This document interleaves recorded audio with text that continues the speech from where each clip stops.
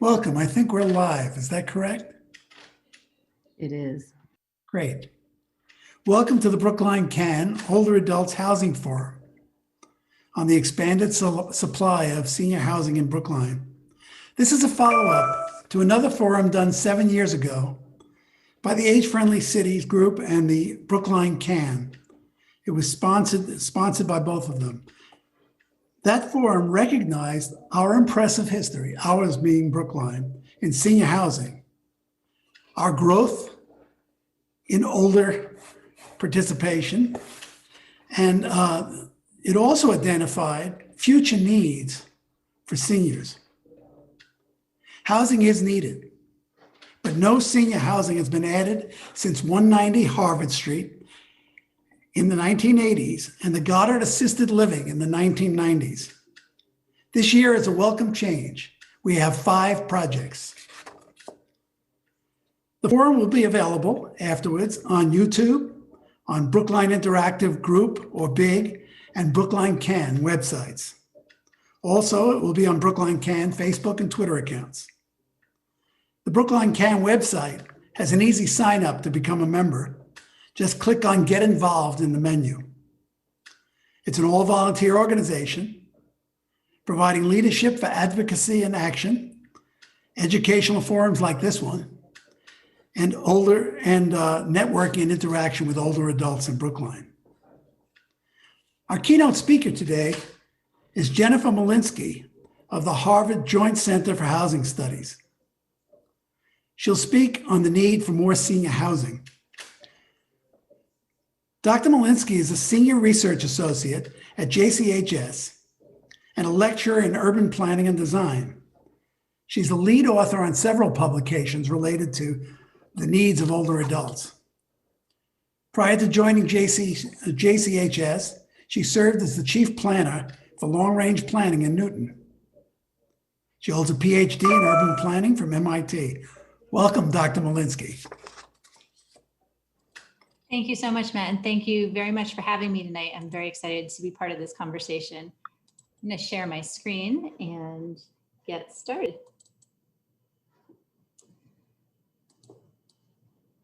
So as you mentioned, I work at the Joint Center for Housing Studies at Harvard. We are a 60-year-old research center focusing on housing. I'm also a neighbor. I live in Newton in addition to having worked there. And of course, many of the issues that we'll talk about tonight resonate for all of us in this region.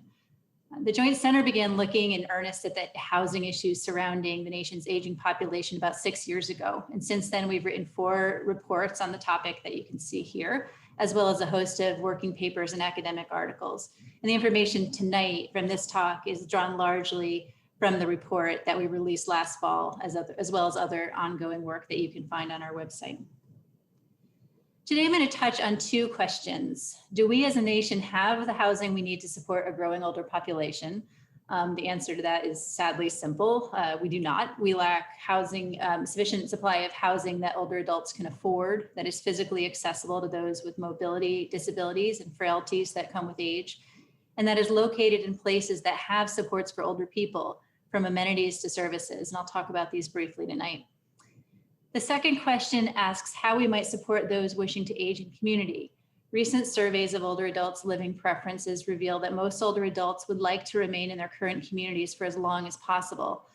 To some, this means any scenario in which they remain in their hometown, aging in their community, while others think of aging in community as a setting that intentionally supports social life and well-being, often within one's current town or city. And I think many of the panelists tonight will get to the latter. First, a couple of quick statistics. The urgency of this conversation is driven by the growth of the older population itself, a result of increased longevity and the aging of the large baby boom population. Right now, we're seeing a swelling of population among those in their 60s and 70s, which is the leading edge of that baby boom. But in the next decade, households in their 80s will be the fastest growing group in the nation. As you can see in the far right column, the number of households headed by someone 80 or over is expected to double within the next 20 years. By 2038, over a third of households in the US will be headed by someone 65 or over and 12% headed by someone 80 or over. I can't stress enough how unprecedented this is and how it creates this urgency when we come to housing. When baby boomers reach age 80 and beyond in the next decade, we can really expect to see quickly growing demand for living environments that are more supportive of people with physical challenges who live alone and who have limited incomes to spend on housing. I was just speaking here about people who run their own households, and indeed most of the nation's 50 million older adults, those 65 and over, do live in their own households. That's the large blue area of the pie chart. And most of the blue area includes people who live as couples or who live alone. About 20% of older people live multi-generationally, some in their own homes, some with children. The bottom line, though, is that the vast majority live in the community in some way. Only about 3% of older adults live in nursing homes, which is called group quarters in that chart. One consequence of the growth in the population of those in their 80s and beyond is that we expect to see more single-person households going forward. Right now, 57% of those 80 and over live alone. And as that 80+ population grows, we expect that those numbers will just grow. And in fact, nearly double in the next 2 decades. So let me dive into the first gap we have in the supply of housing, which is the affordable supply. We have a national housing affordability crisis, one that Boston area residents know all too well. Older adults experience this in particular ways. Incomes tend to decline with age, including for individuals, not just on the average. Some housing costs may keep going up though. Renters may see higher rents, the cost of utilities can rise, there's property taxes and insurance paid by homeowners. And so I'll cover in a few minutes how we measure affordability by all these things. But in addition, we may see new costs. Older adults may need to modify their homes if they'd like to stay there to make them safe and accessible. Or they may need more support in the home, from maintenance to help with housework to health aides, creating added costs of remaining in one's home. So let's just look at the basic affordability question. Housing affordability is a function of the price of housing and the resources we have to pay for it. So a standard measure of affordability is whether housing costs are within 30% of a household's income. And housing costs include rent, mortgage, property tax, insurance, utilities. If housing is more than 30% of income, we say that a household is housing cost burdened. So by this standard measure, about a third of the nation's 30 million older households are unaffordably housed. And another 10 million households in the 50s to 64 age group are cost burdened as well. And about half of all of those are paying more than 50% of their income for housing. This chart shows the millions of households that face cost burdens by their status as renter, as an owner with a mortgage, and an owner without a mortgage. And you can see here that older renters and people with mortgages are more likely to be cost burdened, and also you're more likely to be cost burdened as you age, which is a fact of declining incomes, but perhaps rising costs. In terms of the mortgages, 26% of mortgages 26% of owners age 80 and over have a mortgage today, which is up from 3% just 3 decades ago. In Massachusetts, the story is that more homeowners are likely to be cost burdened than the national average. Renters here look like renters elsewhere, but that is still a dire situation with over half of older renters facing cost burdens. All of this matters because the more you spend on housing, the less there is available to spend on other necessities. This chart focuses only on low-income households, with the blue bar those who are paying within 30% of their income for housing, and the green bars those who are paying more than half of their income on housing. And you can see the dramatic differences in outlays for food and health in particular.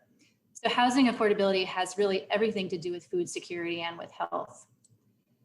So what to do about this? Obviously, there are government programs that can help subsidize housing for those who meet income requirements, including vouchers and public housing. But in this country at this time, housing is not an entitlement. Just because you qualify does not mean you receive assistance. Indeed, only about a third of those who qualify do receive that assistance. And that's represented in the green part of the first set of bars. With the older population growing, what we expect is that a lot more people will need assistance, yet just keeping pace with this third that we serve now is going to be a challenge. And worse, to do this projection, we assume that the income distribution would stay the same as it is today, but there's really reason to think that with widening income inequality, this will not be the case, and so that we have underestimated the amount of need going forward. I was asked to talk tonight about the diversity of housing needs, and it's important to note that renters and owners are often very different positions with regard to their housing options. We certainly have a lot of higher income renters then we have a lot of luxury housing in this area to show that. But on average, renters have much lower incomes than do owners. They also have much less wealth. The median older renter in this country has less than $7,000 in total assets. The median older owner, meanwhile, has a net wealth of nearly $320,000, with housing wealth just under half that. Even if you break down renters and owners by income and look just at lower income owners and lower income renters, the story holds. But you can also see in this chart another fact, which is that the less income an owner household has, the more likely their wealth is tied up in their home. Lower income homeowners tend to have fewer liquid assets, which makes it tricky to do things like major renovations to a house without getting at that equity through some kind of mechanism. Lastly, the only other thing I want to point out here is that there are vast differences in wealth, income, and likelihood of being unaffordably housed by race and ethnicity. And you can see that here in terms of the very big differences in median income, in the housing equity that owners have, and overall wealth. And one of the reasons for this is the historic gap in homeownership between white households and those headed by a person of color. Indeed, the gap in ownership between older Black and white households is at a 30-year high. And much of this disparity is tied to long-term institutional injustice in housing policy that began generations ago, but has lasting effects. So the affordability challenge. For individuals, those who have the means to plan ahead would do well to think about the cost of housing, remaining in their housing or moving, but also what that might mean in terms of supportive services or modifications. And I'll get into a little bit of the policy at the end, but for a community, I think this really means allowing many more housing options than we often see: accessory dwelling units, apartments in villages. We clearly need more subsidy, as I talked about, for construction and for rents. And as the population ages, we are seeing a greater number of people who are experiencing homelessness who are older. And so we first want to prevent that. But second, to the extent that that is occurring, we're going to need to provide care and services for that group, which is a bit different from younger adults. And finally, middle-income older adults who don't qualify for subsidies but live in expensive areas like this one have very few options if they want to move. Reverse mortgages are one thing that people might want to do to get some of the equity out of their house. I think what's exciting, though, is that recently some nonprofit organizations, including those on this webinar, are figuring out ways to serve this vast market with mixed-use projects, mixing different levels of affordability, and I hope that we can get into that later. A second gap is in the lack of accessible housing that is safe and can be fully accessed by people with physical challenges. Our nation's housing stock on the whole is woefully inaccessible, and it's worse in the Northeast. So we can see that needs for accessibility increase with age. That mobility line jets up in the late 70s. And this is true for people from all incomes, races, ethnicities. And when we looked to see if we have housing to support a growing older population that might need more accessible units, we looked at data on a few household features. We looked at single floor living. If you could live on one floor, a no-step entry into the home, and extra wide hallways and doorways that might accommodate a wheelchair if needed. And our analysis shows that only 3.5% of all housing in the US has these three features together. And even those three alone would not make a unit fully accessible. It says nothing about the accessibility of the bathroom, just that there is one on the first floor, for instance. So large multifamily buildings tend to be the best if they're newer, but even that is less than 10% of their stock. And again, the Northeast kind of falls short on all of these things due to the age of our housing stock, the style, the topography we have. The kinds of features that are helpful: no step entries, the lever style handles on doors and showers, faucets, the walk-in showers. Some of these photos were taken at Two Life's Golda Meir house, including the toilet paper holder that doubles as a grab bar, which I always find very inventive. The accessible switches and outlets, and then the kitchen on the top. We don't necessarily need to make every unit of housing fully accessible, but there is a growing interest in making it easier to adapt our homes to make it easier to do so later. So putting in reinforcements in the bathroom walls in case we want to add grab bars later. And in some cases, we might rely on technology to solve some of our problems going forward. Smaller footprint wheelchairs, for instance, or stair climbing wheelchairs. But these are not really widely used enough now to say that they're widespread solutions. A host of checklists and guides can help people evaluate home for things that could be safety hazards or that could become accessibility challenges in the future. So this is something that individuals can do. At the community level, we're also looking at communities that are mandating that new housing have some basic accessibility features. These are called visitability ordinances. In Massachusetts and most states, accessibility in private homes is not required if there are fewer than 4 units in a building. So some states and localities are addressing this through these kinds of ordinances. And the state of Vermont actually has a statewide ordinance like this. And finally, there is a need to help people pay for the changes to their homes, as these can be expensive. And there are a host of programs such as these listed on the slide, from tax incentives to volunteer programs. In some cases, long-term care insurance or Medicaid waivers are helping to pay for this.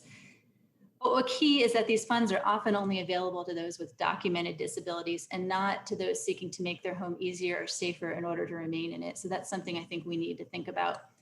And renters too can have challenges. Legally, they are allowed, if needed, to make a modification to their unit, but often must return it to its original state upon leaving the unit. One of the things that we have studied at the Joint Center is aging in subsidized units. So those units receiving federal assistance typically have more accessibility features, and those that were often paid for by the property owner. So very, very briefly, the third challenge I want to touch on is the need for supportive services. Housing affordability and accessibility are major concerns for those considering where to live in older age, but so too is the potential need for supportive services brought into the home. This can be costly, and the annual costs of a lot of that care exceed the income of most older adults. So these are national and Massachusetts average costs for these different services. Compared to the median income for households 65 and over. And it really, I think, shows how limited people's incomes are in terms of paying for these services should they need them, which brings you to wealth. But again, the wealth of some of our older adults, including renters, would really let you pay for even less than 1 month of these services. So there's a real need here to figure out an efficient way to deliver services to older people. And to keep them healthier longer so that there is less need for the more intensive services. And there's a growing emphasis on this, of course. There's programs like SASH in Vermont, which are helping older adults prevent illness and injury through care coordination programs. And there's something that the other panelists will talk about tonight, which is a growing segment of housing for older adults that fits between individual living, single family home or apartment, and assisted living, but that is service enriched and offers a slate of programs and services that support older adults' health and quality of life. Lastly, I just want to touch very briefly on location. Where one lives matters to their ability to access services, amenities, medical care, transportation, and this all falls under the rubric of age-friendly communities. Brookline is one of them. Massachusetts is one of a handful of age-friendly states in the nation. So I won't go into detail here, but what I think is critical is that when people want to stay in their communities for as long as possible, it is really important that people have the support they need outside of their homes. It's all well and good to have an affordable, safe home, but if there's no engagement, if there's no way to maintain connections or build new relationships, it can become lonely and isolating, and loneliness and social isolation have their own health effects. So to conclude, the challenges I think we face are many. We are not, my managing director often jokes that we are the Joint Center for gloom and doom sometimes. My intent is not to just provide all the bad news. I think to lay out the challenges, but also to point to some of the solutions. And I think that's what the rest of the panel will do. There is no one size fits all approach. I really think we need a lot of options. Some people want to live multi-generationally. Some people want to live with other older adults. Some people want to live in their single family house. But we need more affordable options, especially in this region where downsizing can be more expensive than the house you leave. And we need to figure out ways to support modifications to the home, even before they're needed, not after someone has a documented disability, and continue to develop and evaluate creative programs to bring services to people at home. And lastly, that opportunities to engage is just so important to prevent social isolation and loneliness. So I'll end there, and thank you very much. Thank you, Dr. Malinsky. And let's see if we can generate some discussion here. And that I expect you to either participate or fully in. Now let's meet the panel.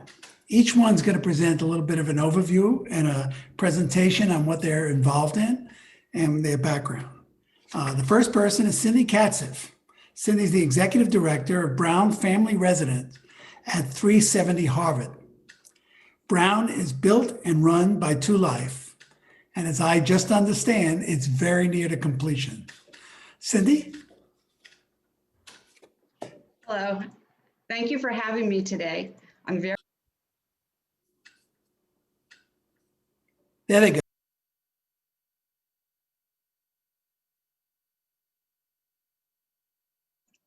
Cindy, you're muted.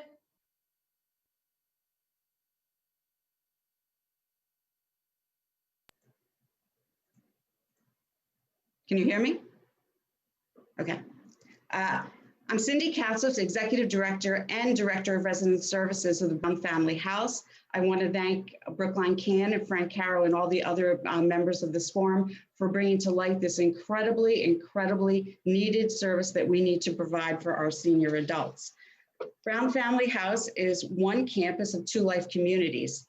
Founded in 1965 as Jewish community housing for the elderly, we are non-sectarian and welcoming to seniors of all backgrounds. We are dedicated to providing superior housing that is broadly affordable.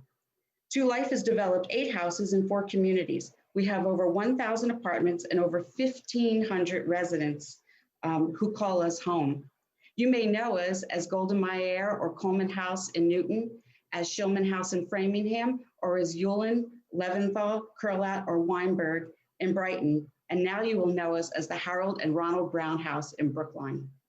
Our housing is designed with a laser-sharp focus on affordability.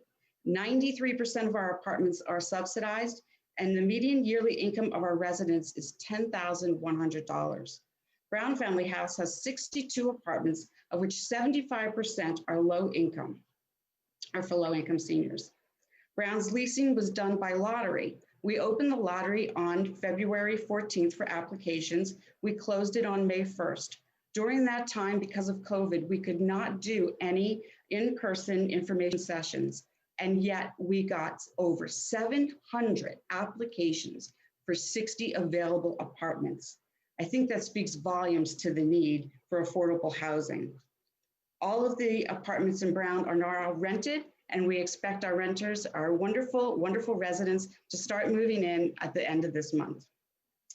Massachusetts has the nation's second largest shortfall between income and basic living expenses. No one should have to decide between housing or food. But you're here tonight because you know that. You understand the need, you've heard the statistics, and you have acknowledged that there's something we need to do about it. Now I'd like to tell you a little bit more about Brown specifically and the ability to address the quality of affordable housing at this particular home. So Two Life is committed to the idea of resident centricity. I am a resident services coordinator, director of resident services, and as a resident service coordinator, we do and make decisions to help our residents live the best life they can. We believe in resident centricity, which means the resident is at the forefront of all of our decisions. As a resident service coordinator, I help residents to find the services, the activities, the programs, and the communities that will help them live their best possible life. I also can help with paperwork. I'm there to lend an ear, and I'm there to help solve any issues that may come up that will enable them to stay with us and to live the life they would like to live. At Brown, we have 2 apartments for site representatives. In Brown, we also have 2 apartments for the 2 site reps. They live on site. So in each apartment, there are 2 pull cords for emergency purposes. If a resident pulls a pull cord at any time, and a staff person, someone they know, will come to make sure they're okay and to get them the help they need. This can be at 3 in the afternoon or 3 a.m. in the morning. During COVID-19, we have been very, very busy keeping our residents safe and providing for the needs that they have told us that they have, and for those that we were able to foresee. We've been able to help them with their laundry. We've been able to bring them meals. We've helped them with personal care items. We get their mail for them. We take out their trash, and we've been able to still provide laundry service. And all of this we're doing for free. There's no cost to the resident because we recognize how incredibly difficult it is for a resident to stay and shelter in their home during the pandemic.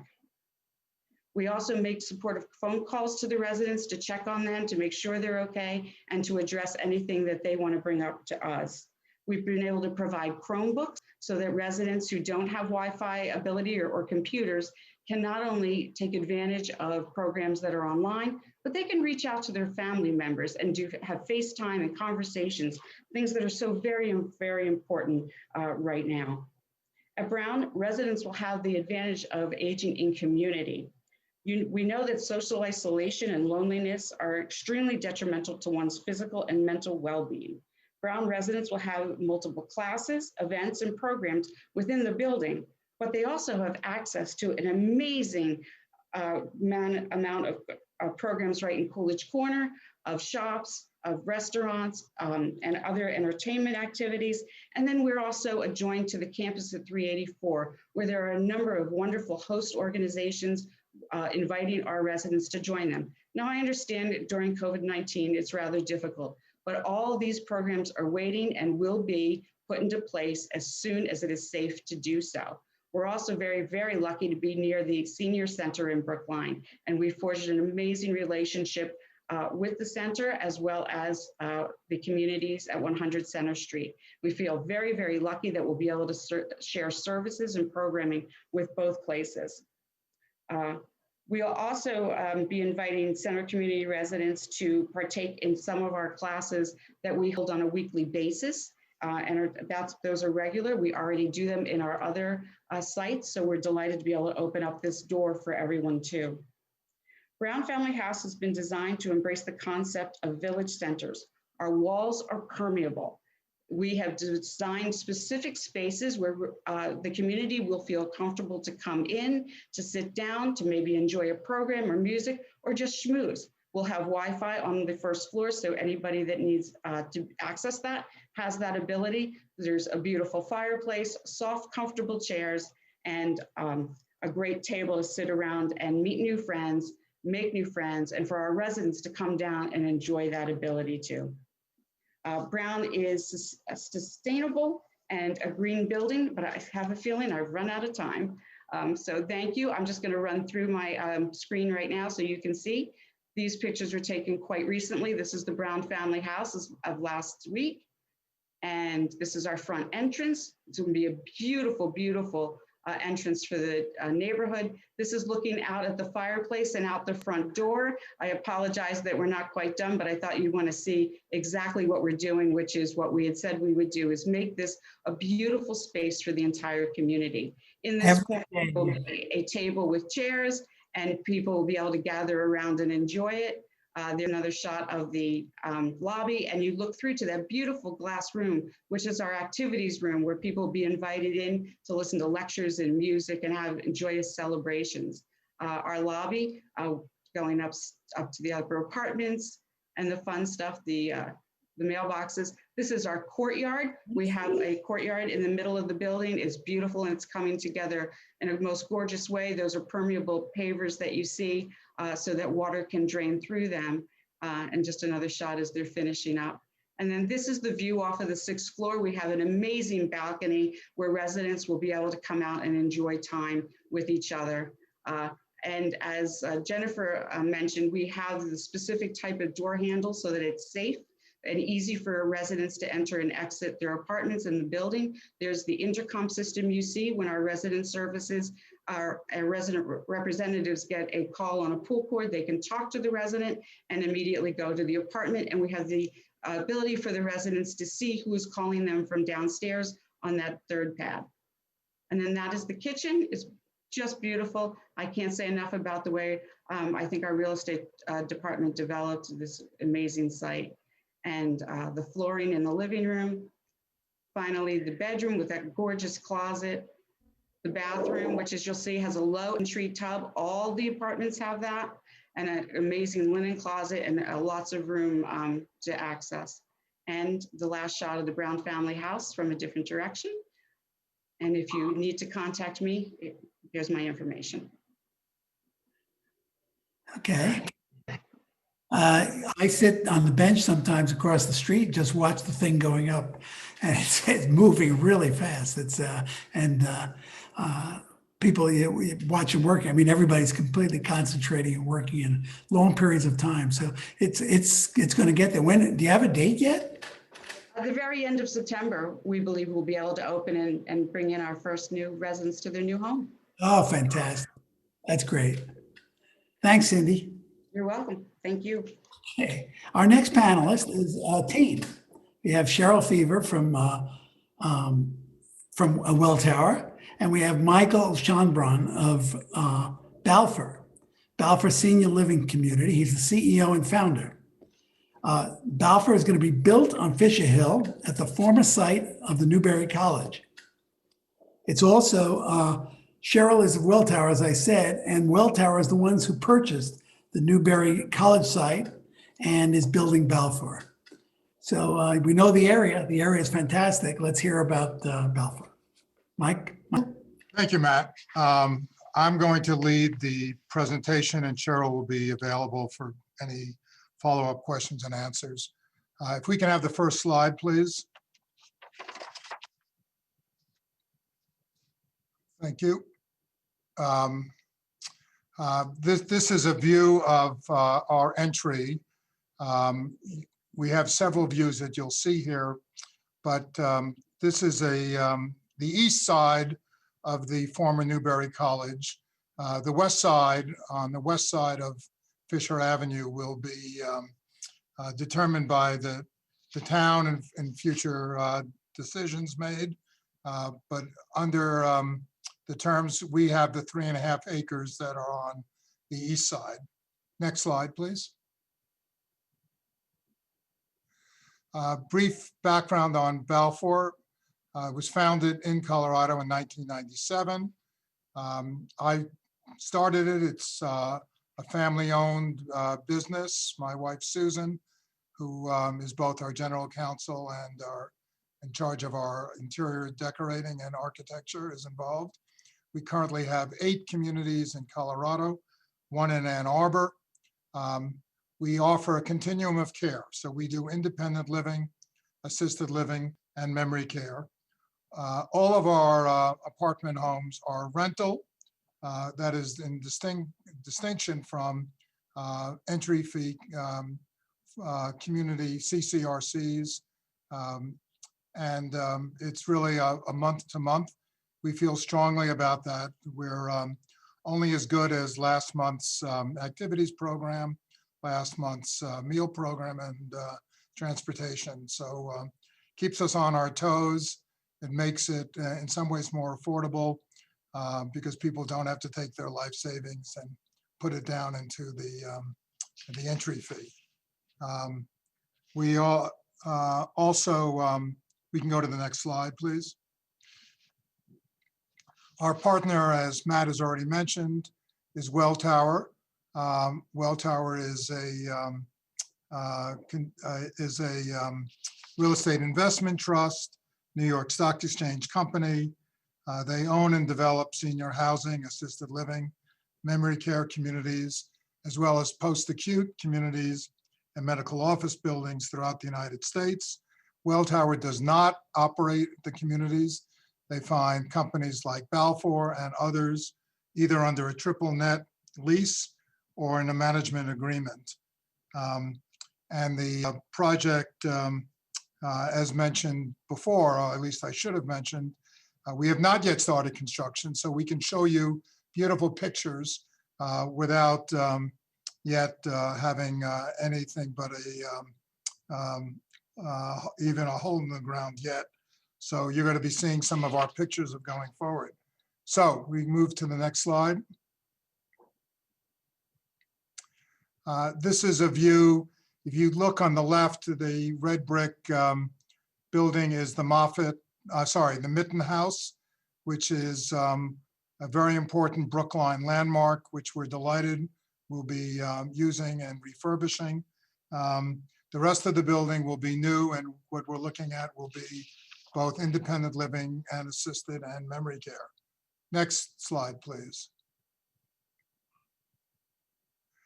This is the view from Holland Road.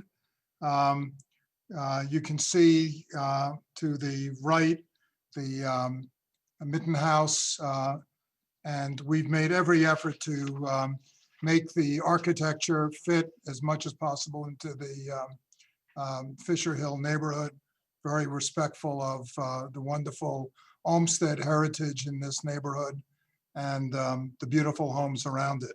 Next, please. Here's a view from Holland of Mitten House.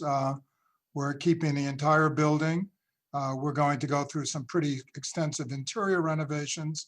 There will be 8 apartments in the building, plus leasing offices and storage units. And we're delighted to incorporate this into our plan. We've done something similar in Denver with another historic building, and it really provides a great center of gravity for the neighborhood and recognize the respect we have for the communities that we're building in. Next. We'll have a total of 160 apartment homes. I'll get into the split, but basically 80 independent, 40 assisted, 40 memory. And the view you see here is in our renovated building Moffett Depot in Denver. So these are all pictures of existing Balfour properties. We take a lot of pride in our interior design and architecture, and we'll be doing absolutely the same, if not higher quality in Brookline. Next, please. I've mentioned already the split here of independent living, assisted living, memory care.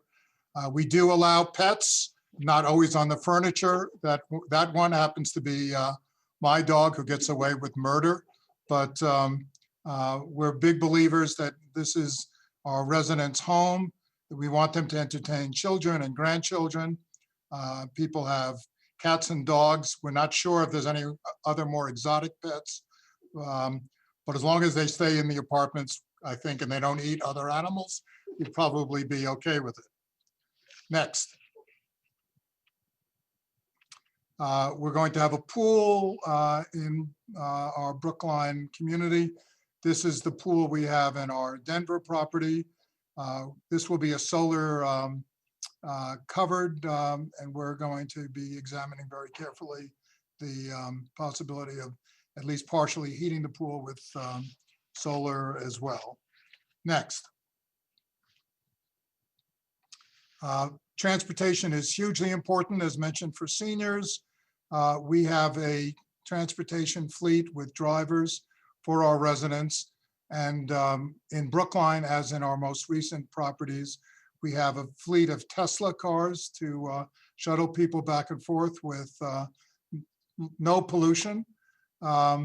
We also will be running a shuttle service to the T-line to bring our staff to the residency itself so that they'll limit drive and pollution and traffic.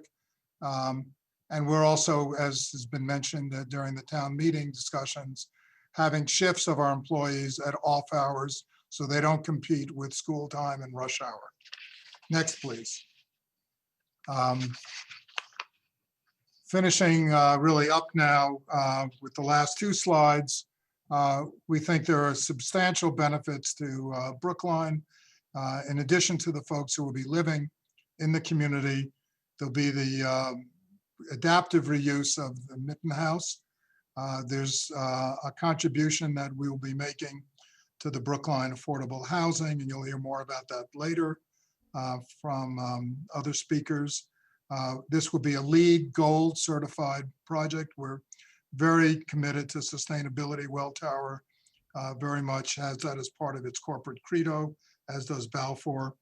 And important to note that this property, unlike its predecessor, College Use, will be a full tax-paying entity, which will help with financing of other town services and benefits.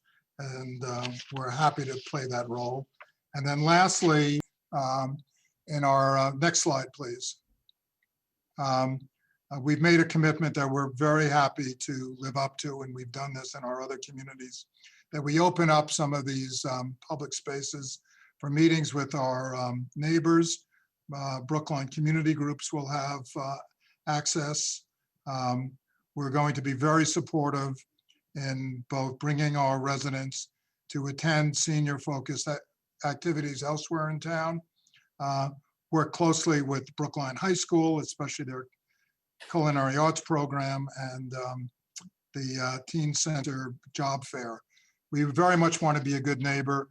We believe very strongly that senior communities, for those seniors that do want to live among their peers, not a multi-generational, want to be involved with the neighborhood as well and be a good neighbor. Thanks, Michael.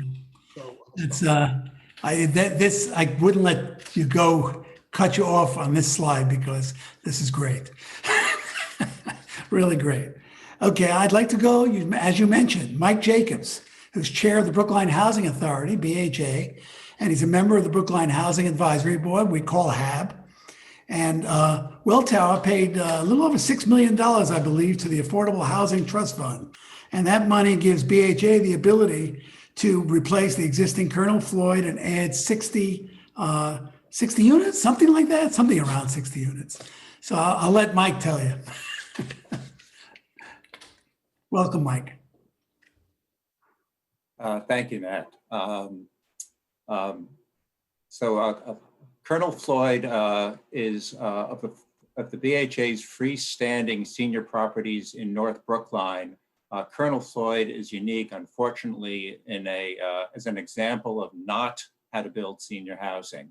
The 60-unit senior and disabled property consists of 6 buildings, which are 2-story walk-ups, while the other 5 senior properties are mid to high-rise elevator buildings with community services.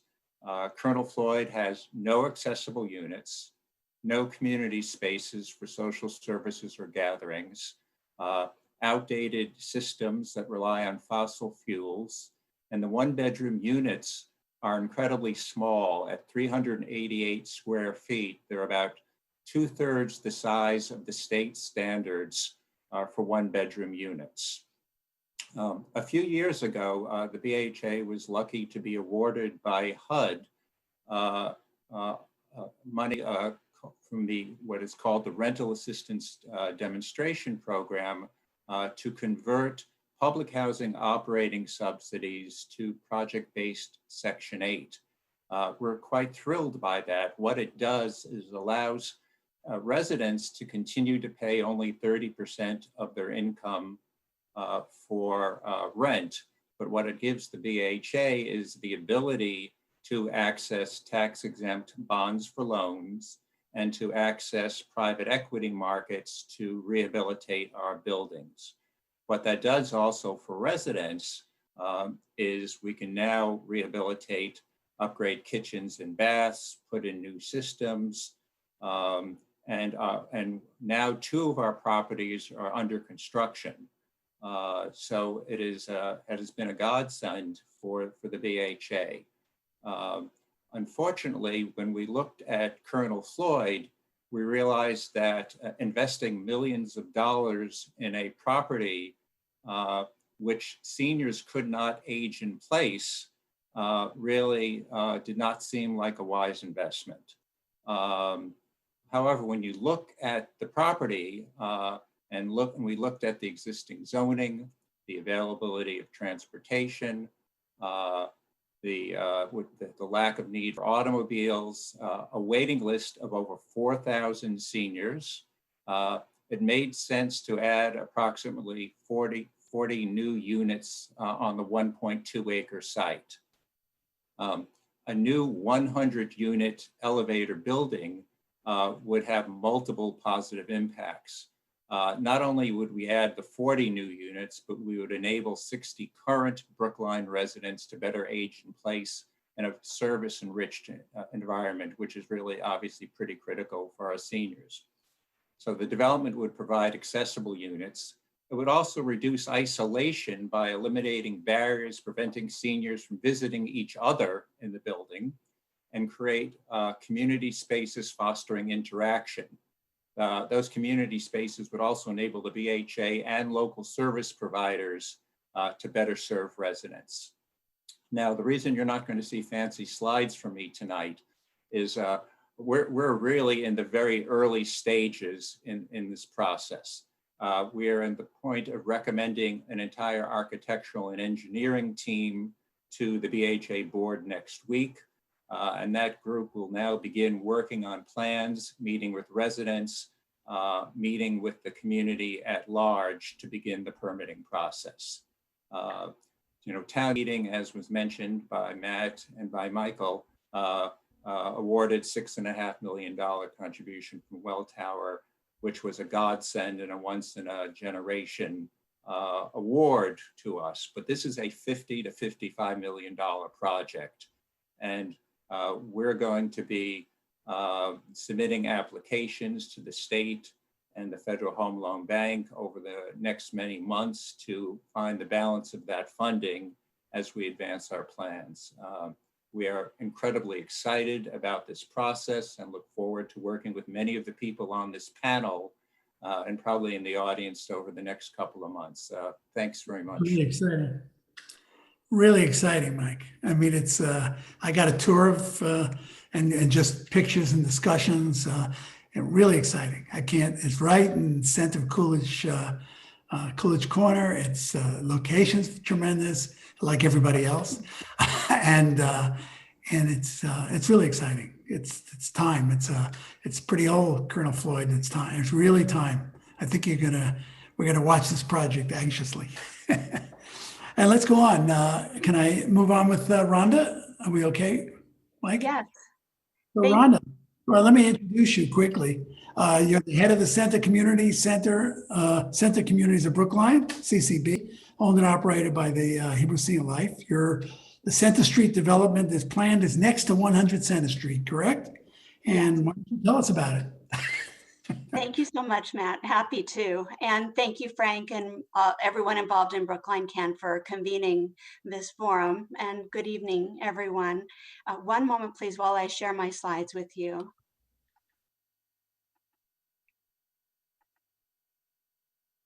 Okay, again, good evening. I'm Rhonda Gleiman, Executive Director at Center Communities of Brookline.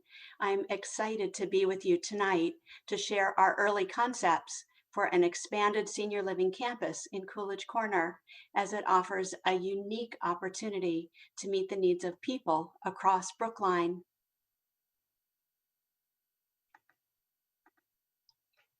Brookline has been at the forefront of vision and achievements for seniors since the founding of its Council on Aging, one of the oldest in the country. Healthy aging research shows that having a sense of attachment to home and community relates positively to health and well-being in older age. Loneliness, as you've heard, is the biggest threat to healthy aging. And of course, most seniors want to remain in their community as they age. Hebrew Senior Life was founded in 1903 by a small group of community members who wanted better care for their loved ones. HSL is a nonprofit, non-sectarian organization serving over 3,000 people a day across 6 Boston area campuses.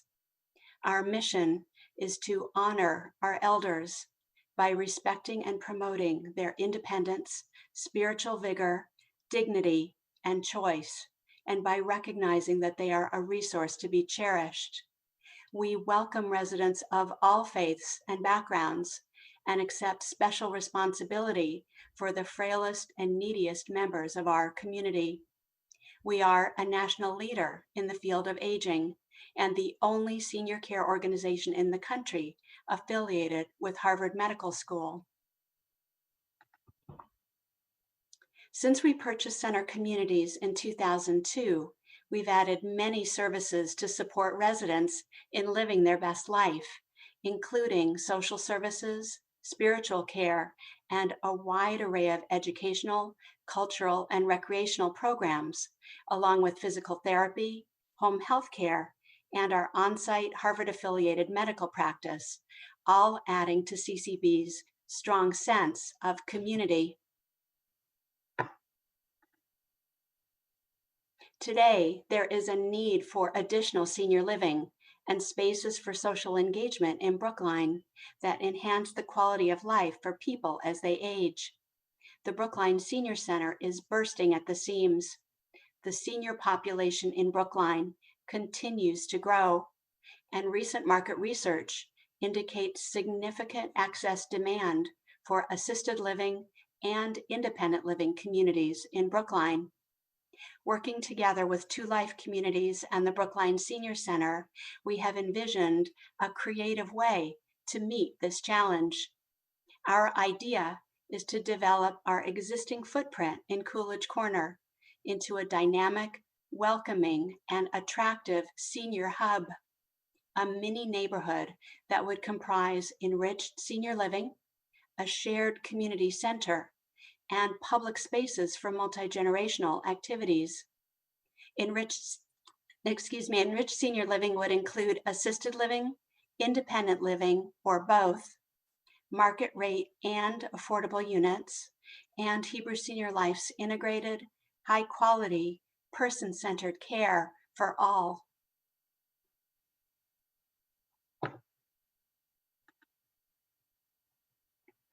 The environmentally sustainable campus would be located on our Center Street land, shown here. As you can see, the Brookline Senior Center's land, above in blue, is adjacent to ours. If we are fortunate to move forward, the campus could connect to the Brookline Senior Center, thus making it easier to access from Harvard Street. Importantly, the intergenerational senior hub could offer additional community areas for creative arts, fitness, and lifelong learning, along with outdoor green space, healthy homemade meals, and amenities designed to keep people active, engaged, and independent. As we move forward, collaborative planning, shared information, and an inclusive atmosphere of trust and respect are of paramount importance. We look forward to working with you to create a world-class campus in Brookline that will meet the needs of seniors and their loved ones today and for generations to come. Thank you for your kind attention. Thank you. Rhonda, that's exciting. Thank you. I'm excited. We're all excited. I don't know what you're going to say, but I'm really excited. That's really great. And now we have, last but not least, Amy Scheckman. Amy is president and executive director of Two Life. She was Brookline's first economic development director. For 7 years, the air above the parking lot between Kent Street and Station Street was discussed as affordable senior housing. A feasibility study finally, several years ago, took place. An RFP was recommended, and it selected a vendor for a specific proposal. There were 3 bidders, and Two Life won less than 2 months ago. But Amy, we still want to hear about it, even though it's great. Okay. I'm gonna talk about what I can talk about, because the truth is we were just selected, and there's a lot of work to do in negotiating with different details with the town. So let me share what I can and take questions, and also recognizing the time, I'll be brief. So what I can say about Kent Street is everything we're going to do is consistent with our vision and our mission and how we do everything. And so let me just start with our mission in life. And we are zealots, and I'm unabashedly zealots for what I think is a good cause, which is that every older adult deserves the opportunity to live a full life of connection and purpose in a dynamic, supportive environment. And we do that, as Cindy mentioned, with a laser sharp focus on affordability. So when Jennifer, or Dr. Malinsky, talks about looking through her study, where are the gaps? Our commitment is that we are going to fill the gaps. Another way to say this, we only go where the market fails. We're not interested where people can make money, do stuff, mazel tov, let them do that. We're going to go to the people who can't get what they need in the market. And so at Kent Street, like at Brown House, 100% of our units are affordable and subsidized, even though Cindy mentioned 75% for extremely low income, but we asked the HAB, the Housing Advisory Board, to give us guidance on what the levels of affordability should be. And we followed those, figuring that the town's Housing Advisory Board would know best what are the levels of affordability. 100% are affordable, 100% of Kent Street will also be affordable. And when we do affordable, we make a commitment to affordability in perpetuity. So that's a guarantee that we're willing to provide. Cindy did mention that we have people living on site, and that's really important. Let me just give you a reason. Last year, when people pulled their pull cords in the middle of the night, 90 something, I think it was 92, but it might be 91, in that order, over 90% of the time, we were able to resolve the issues without a 911 call and without a visit to an emergency room. That is absolutely critical for people's long-term safety and stability. The other thing that is just a given in everything we do, and so Matt, I hope soon, instead of sitting across the street looking at what, you will sit in a nice pocket park that we are building for the community's use on the site. We will build a pocket park on the site of Kent and Station Street. It will be smaller because the site is smaller, but you will see us there. We're hoping to build as many as 54 apartments. And again, we need to negotiate. I mean, the critical question at Kent Station Street is, right now our proposal envisions replacing 100% of the parking. When you replace 100% of the parking, you lose some of the affordability that you might otherwise get. It's a trade-off. The town needs to make the trade-off, and we're willing to do whatever the town advises us to do. The other standard operating practice for us, I was really glad to see Jennifer mention the importance of accessibility and adaptability. We made a decision quite a while ago that 100% of our units are always going to be adaptable. So we not only do universal design, including when we modernize very old buildings, and this is quite unusual, we make 100% of the units adaptable. What that means is all it will take is a maintenance guy with a screwdriver to transform the unit instantly to a wheelchair accessible unit. So we're not just doing the 5% ADA units, we're gonna make 100% adaptable, because no one knows what's gonna happen, and staying in the place that you build as your community is really important. We spend an awful lot of time on sensitive design. I have pictures, I'm not gonna show them now because it's getting late, but if people wanna see, like the pictures of Brown Family House, the pictures we'll do are extremely sensitive, with a very welcoming front to Station Street right across from the T stop, as well as a sensitive behind on Kent Street to meet that neighbor, the way it fits. We do everything as an enterprise, does green community, and very adaptable, accessible with solar and deep insulation and stuff. The other thing is, every day of the year, we are open to our neighbors. We invite our neighbors in to come join our programs, our lectures. We, as Cindy mentioned, the permeable walls, we're a real believer in bringing everyone in and having everyone welcome and feel really good about what we do. And finally, on Station Street, I mean, I could say a whole lot more, but I think I won't. On Station Street, one of the challenges, if you know that area of town, which is where I live, it's a wonderful area of town, it's two different levels, and it's really hard for people, unless they're extremely mobile, to get from one to the other. So we're going to have an ADA pathway that will actually allow people to go from the T and Station Street right up to Kent Street in the heart of Brookline Village. That's just one of the public services that we think. So I'm just going to wrap it up now and answer questions by just saying I just hit my 10th anniversary of being at Two Life Community as a CEO. I'm really proud of that. When I came, one of my first goals was I got to get into Brookline, because I've lived in Brookline since 1985 and I don't want to live anywhere else. And I do want to age in community, and we didn't have anything. And so we're in Brown House. We're going to be on Station Street, and we'll be looking for other opportunities. And I ask you to invite us to other places, because I think what we do is really powerful, really unique, and really supportive of the larger community. Thanks. Thank you. Thank you, Amy. So we're going to have a discussion. We're running over without any doubt, but I think it's worth it.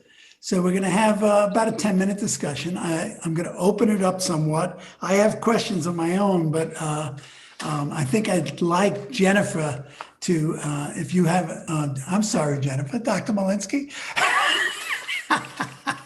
I'm kidding. Jennifer, if you have anything to start it off, I'd love to hear it.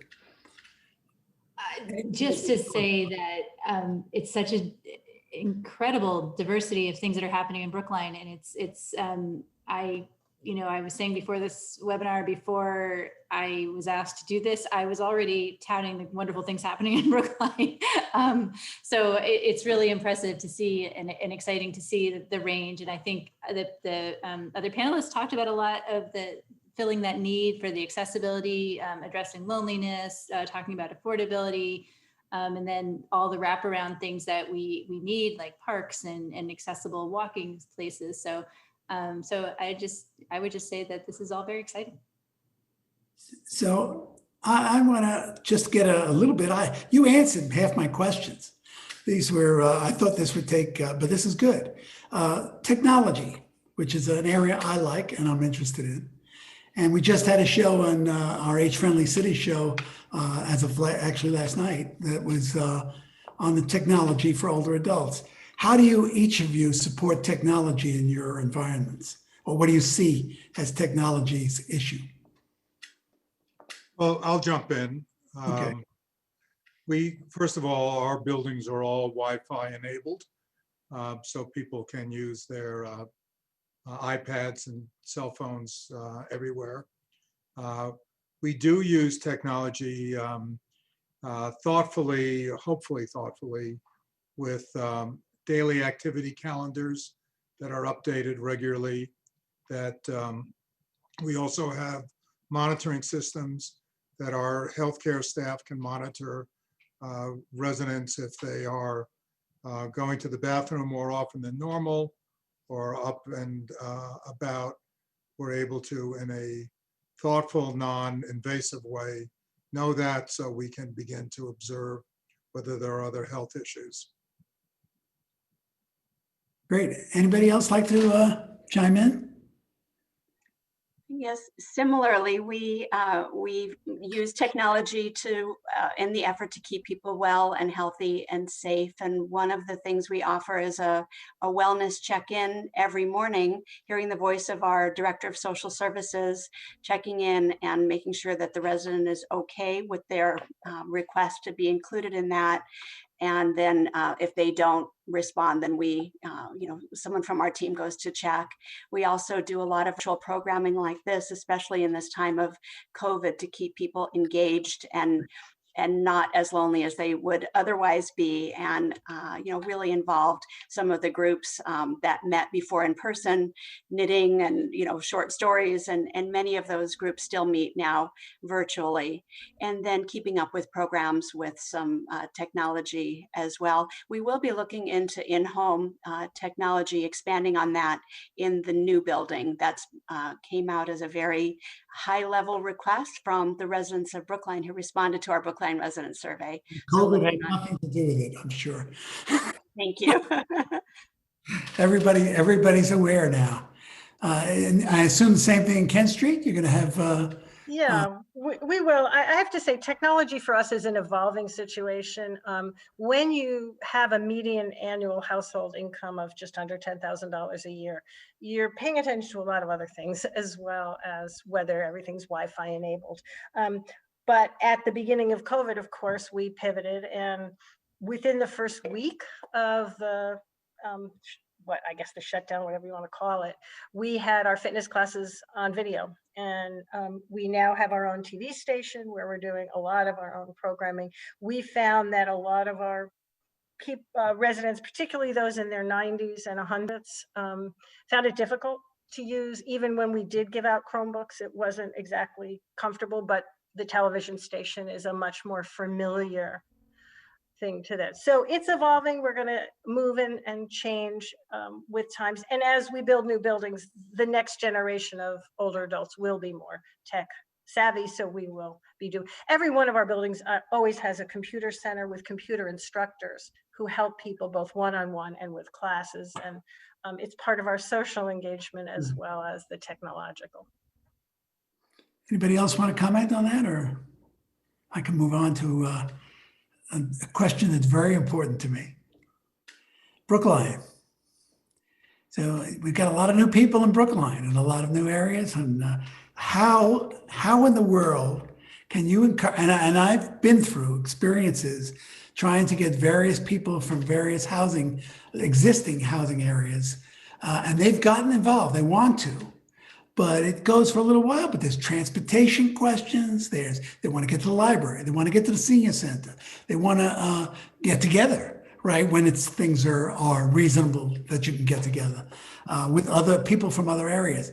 How do you handle getting people to be available to use our facilities, our libraries, our Coolidge Corner Theater, the senior center, all the various areas? Anybody want to comment?